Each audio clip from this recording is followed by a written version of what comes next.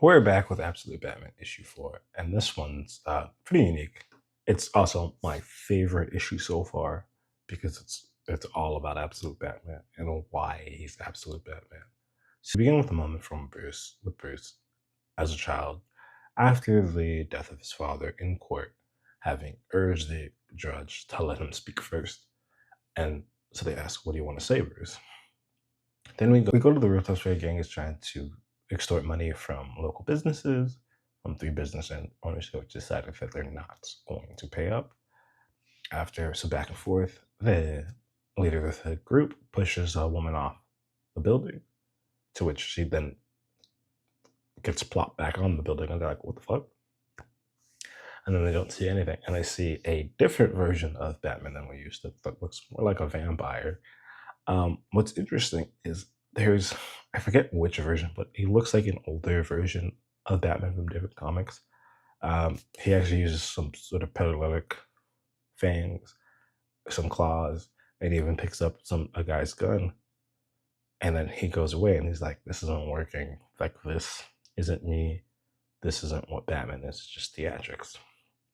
And so it also flashbacks into moments in the bridge for his school project. And that bridge is Batship, because he's talking about how bats are versatile and they do different stuff.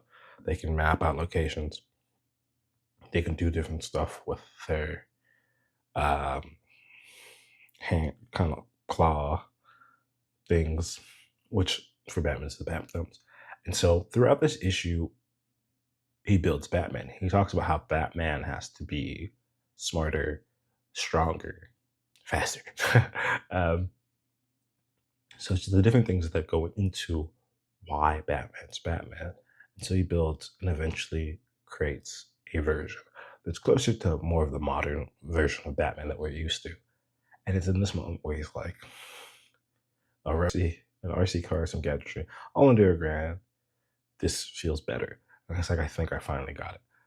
So this is a closer version to the Batman he's trying to be. And so it goes back and forth between those scenes and the scene with him as a child talking to his dad about his project. And he talks about how the bat shape was to be intimidating. And then he's like, "Is that really the right call?"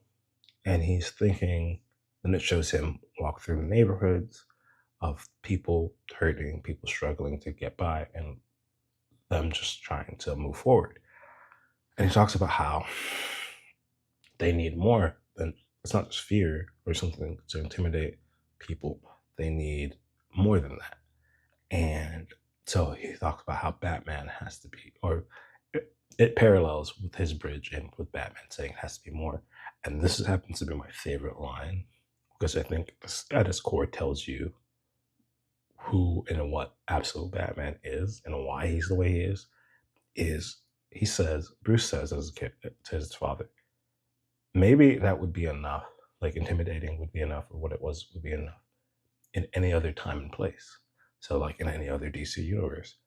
But in this time, in this place, it needs to be more. It needs to be all those things and more. And so you see him build his gadgets and work on these different things because his bridge becomes adaptable. It can be built by the people, so they don't need help from the government. Like, you just drop it and they set it up themselves. So they can be independent and they can be empowered. And you see him working on his costume, his suit, his gadget, and all these things to become Absolute Batman. We have a moment in between these moments. He does say a statement, which is basically telling Joe to fuck off and that he'll never forgive him, that he hates him. Court basically goes like, hey, you can't say all that. He builds Absolute Batman. So then we see all these things come together and we get to see him finally be Absolute Batman. See the suit for the first time. Well, not the first time, but the first time he's like finished it up. And then at the end, in present day, we see Bruce, who went out of Gotham to visit a prisoner, to visit Jojo, where he asks, "What is it you had to say to me?" I really enjoyed this issue because I think when it gets to it, especially at that moment where Thomas and Bruce are talking about the core of things, and he talks about the core of Batman, but also understanding this is a world that Darkseid created, or this is a universe that Darkseid created with Omega Energy, which strips the heroes of their advantages, of the things that made them the way that we're used to in all the other universes or the main universe. And him still being Batman, being like, any other given time, this is what I would have been, and this would have worked. But this is the absolute universe, baby. So I gotta be something more, something absolutely different. And I just love it. Uh, it's purely flashbacks, but I think setting up who he is and what he does is interesting because of where we're coming off, the fact that he's accepted the deal.